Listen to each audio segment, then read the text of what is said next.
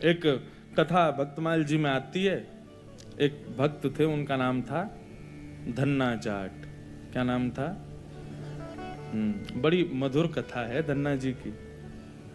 धन्ना जी की कथा ऐसे प्रारंभ होती है कि सामान्य से परिवार में धन्ना जी का जन्म हुआ। देखो, ये हरिप्रिय हैं, इनको हरि प्रिय थे, लेकिन इनकी भक्ति से फिर ऐसी स्थिति हो गई कि ये हरि को प्रिय लगने लगे। तो धन्ना जी के यहां एक संत पधारे। संत की शालिग्राम जी की सेवा। छोटे बालक जो होते हैं वो संतों को या घर में कोई भी बड़े बुजुर्ग आए या कोई भी श्रेष्ठ जन आए, वो क्या करते हैं, कैसे करते हैं, मेहमानों को देखते हैं बैठ के। तो महात्मा जी अपने ठाकुर जी की सेवा करते और धन्ना जी जाके उनके पास में बैठ जाते। पहले जल से स्नान, फिर दूध से स्नान, फिर घी से, फिर दही से, फिर शहद से, पंचामृत स्नान करा के बढ़िया इत्र लगा के ठाकुर जी को उर्द पुंड तिलक लगा करके माला तुलसी पधरा के विराजमान कर दिया। धन्ना जी को इतनी अच्छी लगी ये सेवा, रोज बैठ जाते, पूरी रात रोते, अपनी माँ से कहते मैया ये सुबह कब होगी। क्यों? वो सुबह होते ही बाबा के पास जाऊंगा, उनकी सेवा देखूंगा कैसे करते हैं। तो धन्ना जी रोज सेवा देखते, बड़े खुश होते। जैसे महात्मा का जाने का समय आया, धन्ना जी बिखर गए। कहां जा रहे हो आप? बोले बेटा अब हो गई हमारी सेवा पूरी, अब हम जा रहे हैं, फिर आएंगे कुछ साल बाद। धन्ना जी बोले तो आप चले जाओ, इनको छोड़ जाओ यहीं पे, ये ठाकुर जी यहीं रहे आए, मैं इनकी सेवा करूंगा। बाबा बोले अरे तुम छोटे बालक हो, तुमसे सेवा बनेगी नहीं बेटा, तुम जिद मत करो। धन्ना जी तो रोने लगे, बोले नहीं मैं सेवा करूंगा, मुझे तो ये चाहिए। जैसे कोई वस्तु के लिए बालक जिद करता है, ऐसे धन्ना जी ठाकुर जी के लिए जिद करने लगे। माता पिता परेशान, महात्मा अलग परेशान, क्या करें। और इतना रोवे कि महाराज पूरा घर अधर कर दिया, मोहल्ले वाले तक इकट्ठे हो गए। क्या हो गया? बोले धन्ना जी के महात्मा जी जा रहे हैं, उनके ठाकुर जी मांग रहा है धन्ना। अब किसी में ये हिम्मत भी नहीं कि महात्मा सिंह कहते हैं दे जाओ। और कोई वस्तु हो तो ये भी कह देते हैं लोग दे जाओ, चलो हम दूसरी दे देंगे। ठाकुर जी की बात है भैया, कोई अपनी सेवा कैसे दे सकता है। धन्ना जी इतने रोए, सिर पटक पटक के रोने लगे, छोटे बालक।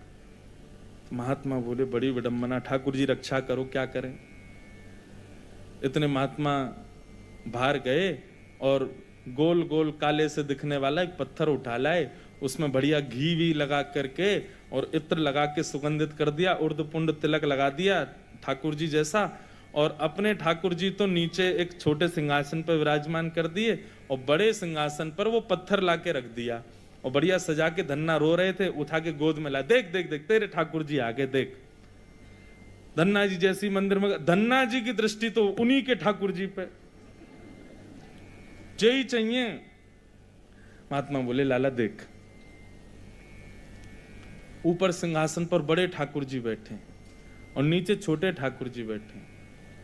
वो बड़े वाले जो हैं वो तो हैं राजा ठाकुर, और ये छोटे वाले जो नीचे बैठे हैं ना, ये सिपाही ठाकुर।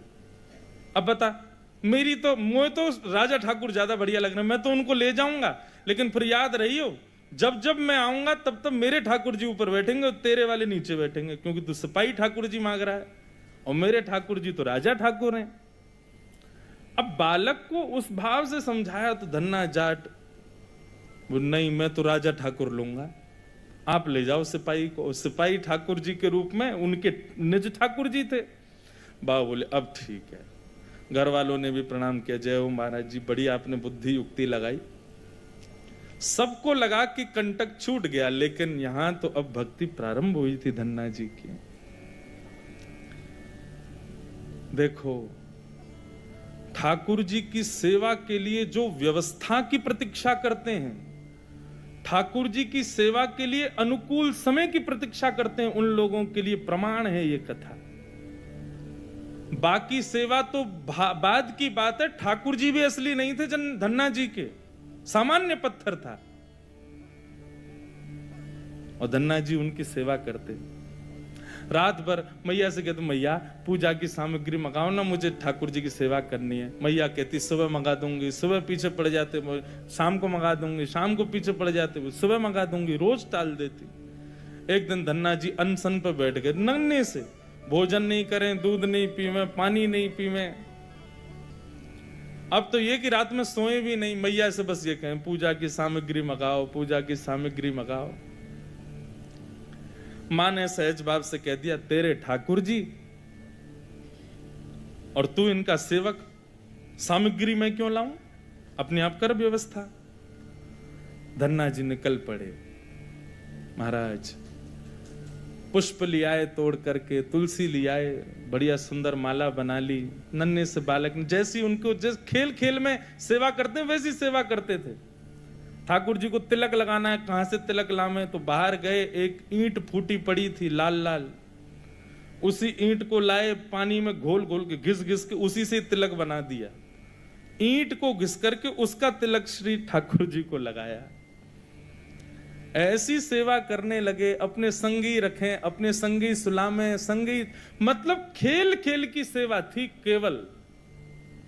घर वालों को लगता था कि भैया दुनिया के लोग खिलौने से खेलते हैं, हमारा धन्ना जो है ये पत्थर को ही भगवान समझ के खिलौना इनसे ही खेल रहा है, बड़ा होगा तो बुद्धि आ जाएगी।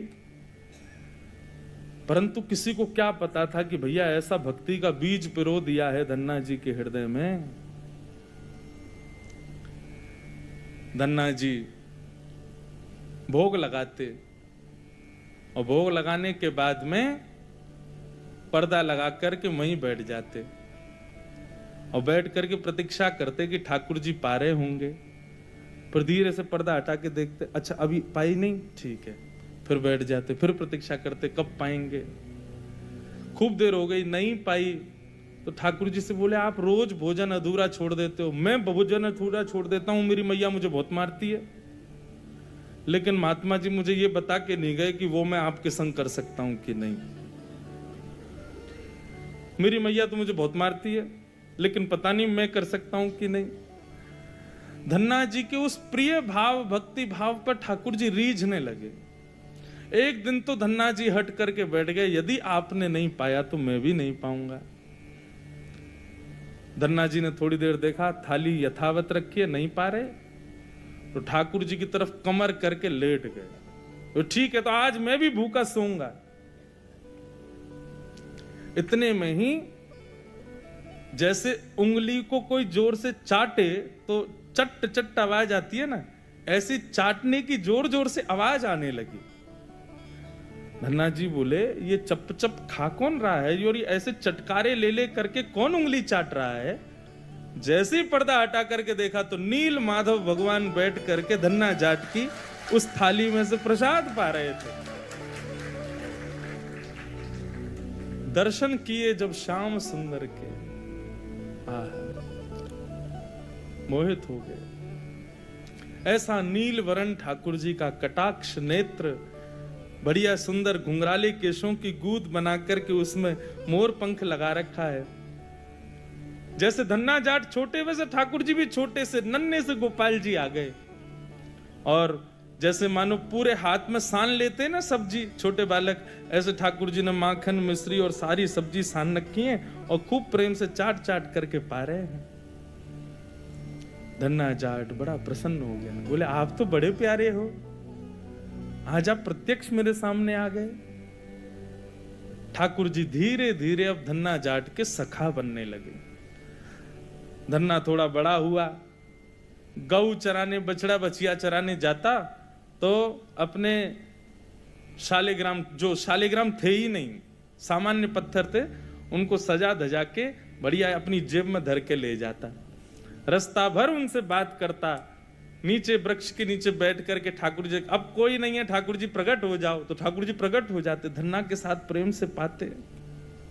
बंधुओं देखो इस कथा से क्या समझ में आ रहा है, धन्ना जी के भीतर ऐसा कौन सा गुण है जिस पर ठाकुर जी रीझ रहे हैं। दीनता। कल हमने एक सूत्र लिया था भक्ति में, अविचार।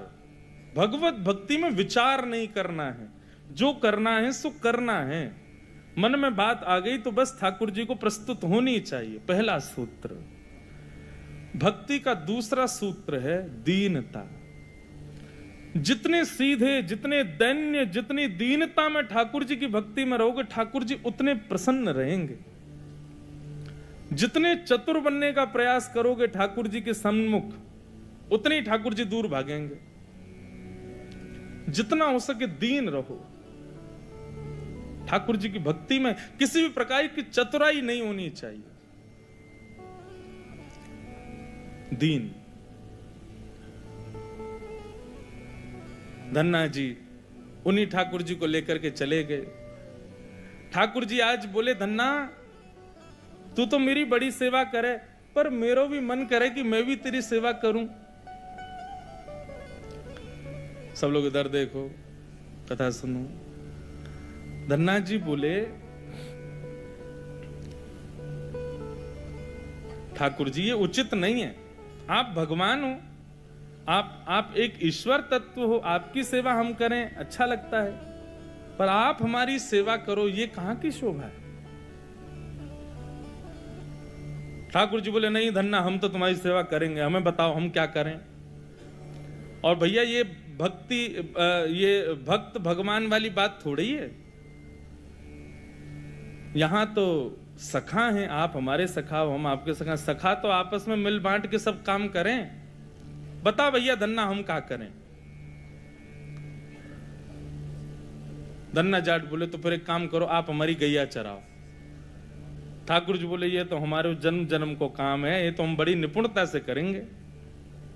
और बंधुओं यही होता, धन्ना जाट अपने घर से गैया लेके जाता और वन में जाकर के ठाकुर जी को जैसे ही बाहर पधराता, इतने में वृक्ष के पीछे से ठाकुर जी आ जाते और ठाकुर जी कहते, धन्ना अब तू जाके आराम कर, हम गैया चरा देंगे। और सारी गैया ठाकुर जी चराते। शाम का समय जब होता तब धन्ना जी जाते और जाके ठाकुर जी को दोबारा अपनी जेब में रख के गैया लेके आ जाते। एक दिन वो महात्मा आ गए जो धन्ना जी को वो पत्थर दे के गए थे। जैसे ही घर पे आए तो धन्ना जी लेटे थे। महात्मा आके बोले, और बताओ भाई धन्ना सब ठीक? अरे गुरुजी आए, गुरुजी जय हो, गुरुजी प्रणाम आपके चरणों में। और बताओ वो कहां है तुम्हारे राजा भगवान? बोले, भगवान तो गैया चरावे गए हैं अभी। ये समय तो गैया चराने का है ना, गैया चरावे जामे वो रोज। महात्मा बोले, देखो कुछ भी बोलता है, ये अभी बालक ही है, छोटा ही है अभी। माता पिता ही बोले, कहां बताएं, ऐसी या की सोच है, गैया ने छोड़ आवे, पता ना कहां शाम को ले आवे उन्हें। अरे गुरुजी ये लोग मानते नहीं है मेरी बात। भाई सब लोग विराजमान हो जाओ बस, हाँ बैठ जाओ। क्या बता रहा था मैं? हैं? हाँ गैया चरावे जावे। गुरुजी बोले, तो फिर वो शिला कहां है जो हमने तुमको दी थी? बोले, उन्हीं की तो कह रहा हूं गुरुजी, वो गैया चराने गए। गुरुजी बोले, ये तो कुछ भी कह रहा है। नहीं नहीं गुरुजी आप विराजो, मैं आपको एक एक बात बताऊं। और उसने सारी बातें बताई, ठाकुर जी कैसे चटकारे लेके भोजन करते हैं, क्या क्या उससे बातें करते हैं, कैसे उसके संग खेलते हैं, कैसे उसकी पिद्दी पे चढ़ जाते हैं, वो ठाकुर जी की पिद्दी पे चढ़ जाता है। ऐसा मधुर भाव वो प्रस्तुत करे और गुरुजी बैठ के सुनते जाएं। बोले कि इतनी बड़ी बड़ी बातें झूठ में तो नहीं बोल सकता। बोले, गुरुजी मुझे पता है, माता पिता की तरह आप भी मुझ पे भरोसा नहीं कर रहे हो, आपको नहीं विश्वास, चलो मैं दिखाऊं आपको। अभी मेरे ठाकुर जी गैया चरा रहे हैं। गुरु जी को लेकर के वन में गया तो वन में गैयाएं चर रही थी। बोले, कहां है तेरे ठाकुर जी? अरे देखो वो दोहरी गैया के पीछे पीछे हाँक रहे हैं, वाकू पीछे पीछे चल रहे हैं वाक्य, देखो ठाकुर जी दिख तो रहे। गुरु जी बोले, हमको नहीं दिख रहे। धन्ना जी दौड़ के ठाकुर जी के पास गए। बोले, मेरे गुरु जी आए हैं, उनको दिख जाओ। भगवान बोले, उनको नहीं देखेंगे हम बस तुमको ही देखेंगे, तुम्हारे सखा हैं, तुमको देखेंगे, सबको थोड़ी देखेंगे। अरे भैया ऐसा मत करो। क्यों? बोले, आपको और मोको एक दूसरे से मिलवावे वाले तो गुरुजी हैं। गुरुजी यदि मुझको नहीं देके जाते आपको, तो आप मुझे कैसे मिलते? मेरे गुरुदेव हैं, इन्होंने ही तो मुझको दिया था आपको। ठाकुर जी रीझ गए, पुनः पुनः धन्ना को हृदय से लगाए। इसकी भक्ति, ऐसा भाव। इतने में ही नील माधव नीलमणि ठाकुर जी प्रकट हो गए। और जैसे ही प्रकट हुए, दूर खड़े गुरुदेव के एक एक रोम बिलखने लगा, रोने लगे। और धन्ना के चरणों में प्रणाम किया। बोले हम सच्चे शालिग्राम से प्रकट नहीं कर पाए, तूने सामान्य पत्थर से प्रकट कर दिया ठाकुर जी को। हम अष्टयाम सेवा से प्रकट नहीं कर पाए और तूने सामान्य पत्थर घिस घिस के तिलक लगा के प्रकट कर दिया ठाकुर जी को। हम 56 भोग पधरा करके ठाकुर जी को प्रकट नहीं कर पाए, तू बेसर की रोटी खवा के ठाकुर जी को चटकारे दिलवाता है। हम यहां ठाकुर जी से प्रार्थना करते हैं, कभी त्रिभंग लली से सीधे लली भी बन जाओ, नेक पूरे दिन यूं ही खड़े रहो, दर्द है जाता होगा, हाथ में नेक हाथ सीधे कर लो। तू ठाकुर जी से गैया चरवा रहा है अपनी। धन्य है धन्ना तेरी भक्ति को। बंधुओं, ठाकुर जी को ऐसे प्रिय भाव अच्छे लगते हैं। आप नियम कितने करते हो, आप साधना कितनी करते हो, आप जप कितने करते हो, आप व्रत कितने करते हो, ये विशेष बात नहीं है। पर 10 मिनट भी ठाकुर जी के सन्मुख बैठते हो, किस भाव से बैठते हो, वो भाव प्रिय है। ठाकुर जी भाव का सेवन करते हैं। इतनी कथाएं सुनने के बाद भी, वृंदावन जाने के बाद भी, ऐसे संकीर्तन करने के बाद भी, तिलक लगाने के बाद भी यदि भाव प्रकट नहीं हुए तो कैसी भक्ति हमारी। समय व्यर्थ मत करो फिर भक्ति के पथ पे आके। अनुभूति हो, ठाकुर जी के ऐसे भाव प्रकट हो, तब हमारी भक्ति श्रेष्ठ है, तब हमारा तिलक लगाना श्रेष्ठ, हमारा एकादशी व्रत रखना श्रेष्ठ, हमारा गुरु मंत्र का जाप करना श्रेष्ठ। केवल नियम तक सीमित मत रहिए कि बस हमको नियम पूर्ण करना है, अपना हो गया काम, बस माला जपी छोड़े चल दिए काम को। नहीं, एक बात कहें, भक्ति में थोड़े हठीले बनो, ठाकुर जी से थोड़े थोड़े हट करो। नाथ, इतनी आयु होती जा रही है, हम बड़े होते जा रहे हैं, कब मिलोगे आप? बस 24 घंटे यूं ही बैठे रहोगे? हमको इससे सुख नहीं है। हमारे लिए तो आपको कुछ लीला तो करनी पड़ेगी, कभी कभी करो हट। सब भक्तों ने हट किया। आजकल लोग भक्त हट ही कहां करते हैं ठाकुर जी से। हाँ, हट करते हैं, किस बात का हट कर रहे हैं? काय को व्रत कर रहे हैं, हाथ में कपूर लेके बैठे हैं, हमारे पति के काम नहीं चल रहे, उसका हट कर रहे हैं। बच्चे हमारी सुनते नहीं, उसका हट कर रहे हैं। घर में विपत्तियां आ गई, इसका हट कर रहे हैं। कभी श्याम सुंदर हमसे रीझ हैं, इस बात का हट नहीं करते। बहुत प्रिय भाव है। श्याम सुंदर सदा हमको प्यारे रहे, हम उन्हीं के रहे, वो हमारे रहे। श्याम सुंदर सदा हमको प्यारे रहे, हम उन्हीं के रहे, वो हमारे रहे। श्याम सुंदर सदा हमको प्यारे रहे, हम उन्हीं के रहे, वो हमारे रहे। श्याम सुंदर सदा हमको प्यारे रहे, हम उन्हीं के रहे, वो हमारे। मोह माया की नदियाँ बही जा रही, मोह माया की नदियाँ बही जा रही, मन की ममता को खींचे चली जा रही, मन की ममता को खींचे चली जा रही, मन की ममता को खींचे चली जा रही, मन की ममता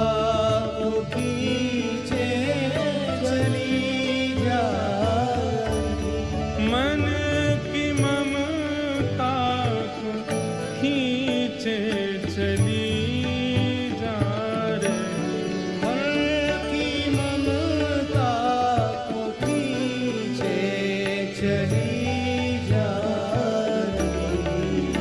हम भंवर में रहे या किनारे रहे, हम उन्हीं के रहे, वो हमारे रहे। श्याम सुंदर सदा हमको प्यारे रहे, हम उन्हीं के रहे, वो हमारे रहे। हम उन्हीं के रहे, वो हमारे हम उन्हीं के रहे, वो श्री राधा रमण लाल की।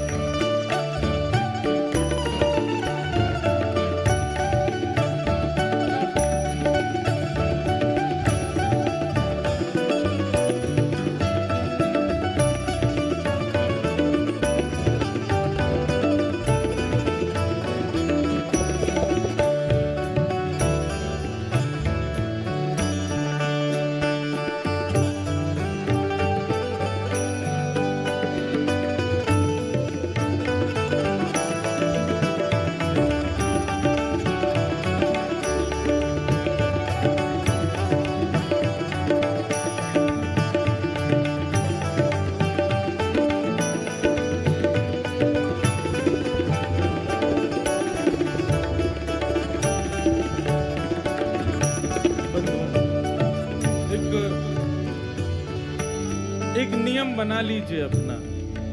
कोई और नियम आप करो ना करो आपके ऊपर है, पर हमारे हिसार आने की एक दक्षिणा हमको दे दीजिए। हमारी एक बात मान लीजिए, आज के बाद श्री राधा रमण जी से गैर संबंधी कोई भी वस्तु हो उसको स्वीकार मत करो। चाहे वो संबंध हो, चाहे वो भोजन हो, चाहे वो देखने की वस्तु हो, चाहे वो पान की वस्तु हो, चाहे वो ग्रहण पहनने की वस्तु हो, सब उस में बस ये भाव रख लीजिए, बस ठाकुर जी से संबंधी है तो हमारी है, नहीं तो हमारी नहीं। तजोरे मन हरि विमुखन को संग, जाके संग कुमति उपजत है, पड़त भजन में भंग। तजोरे मन हरि विमुखन को संग। वस्त्र ऐसे पहनो कि सब कहें कि हाँ भक्त है ठाकुर जी का। प्रसाद वही पाओ जो ठाकुर जी को निवेदित हो। देखो वही जो ठाकुर जी से संबंधी हो। सुनो वही जो ठाकुर जी के संबंध को प्रकट करता हो। हर वस्तु भगवत संबंधी स्वीकार करेंगे, ये नियम बना लीजिए। फिर भले ही आप व्रत ना भी कर पाओ चलेगा, फिर भले ही आप बाकी नियम ना भी कर पाओ चलेगा, परंतु इस नियम को स्वीकार करो। जिस डगर से मुरलिया की धुन आएगी, जिस डगर से मुरलिया की धुन आएगी, उस डगर पे उमरिया ये कट जाएगी। उस डगर पे उमरिया कट जाएगी। इस भाव का मतलब यही है, जिस पथ पर, जिस रास्ते में, जिस डगर में, जिस जीवन में कृष्ण संबंधी सब कुछ है, वहीं हम अपना जीवन व्यतीत करेंगे। बस जहां कृष्ण संबंधी चर्चा नहीं, कृष्ण संबंधी वस्तु नहीं, वहां नहीं रहना हमें। दर्शन को नैना तपे, वचन सुनन को कान, ओ मिलवे को जियरा तपे हिय के जीवन प्राण गोवर्धन वासी सावरे गोवर्धन वासी लाल तुम बिन रयो न जाओ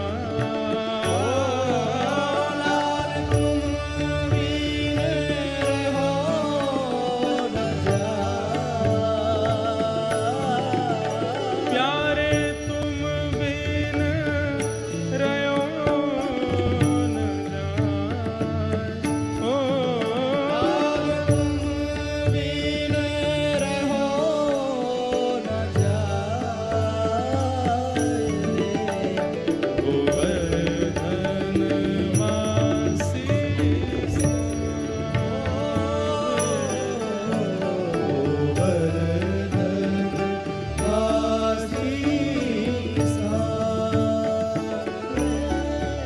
जिस डगर से मुरलिया की धुन आएगी जिस डगर से मुरलिया की धुन आएगी उस डगर पे उमरिया कट जाएगी उस डगर पे उमरिया कट जाएगी उस डगर पे उमरिया कट जाएगी उस डगर पे उमरिया कट जाएगी उनकी तस्वीर मन में बनाए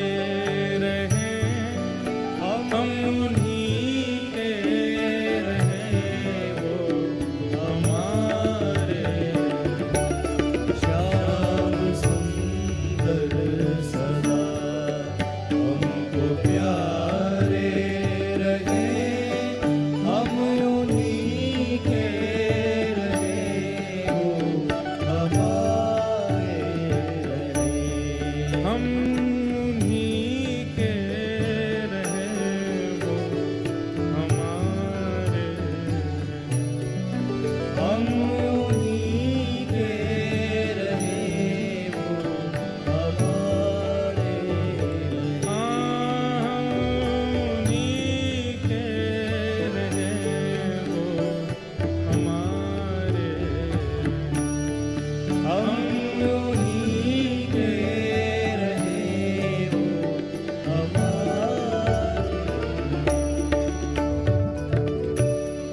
बस। हमें उनका प्रिय बनना है। वो तो सबके प्रिय हैं ही। वो तो राक्षस भी जब उनको देखते हैं तो उनको भी प्रिय लगने लगते हैं, पर हम उनके प्रिय बने। सूरदास को प्रिय ठाकुर जी लगते थे ऐसा नहीं कहते, संत जन कहते हैं सूरदास ठाकुर जी को प्रिय लगते थे। मीराबाई ठाकुर जी को प्रिय लगती थी, गोपियां ठाकुर जी को प्रिय लगती थी, गोपाल भट्ट गोस्वामी ठाकुर जी को प्रिय लगते थे, हितरवंश महाप्रभु ठाकुर जी के प्रिय थे। पर हमारे लिए क्या कहेंगे लोग? इनको ठाकुर जी अच्छे लगते हैं। हमारे लिए कोई क्यों नहीं कहता कि ये ठाकुर जी को प्रिय है? हमारे भजन की उपलब्धि इसी में कि हम ठाकुर जी के प्रिय बने। धन्ना के भक्ति भाव को संत ने प्रणाम किया, बोले कि हम तो भैया सच्चे शालिग्राम में से ना प्रकट कर पाए, तेने पत्थर में से प्रकट कर दिए।